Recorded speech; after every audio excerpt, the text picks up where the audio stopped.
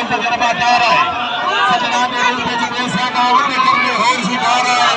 और असल यासीन ने लग रख के किसे देखना चल नहीं पा रहा है साथ तुसी हो साथ मौजूद है चल फिर मानिए चल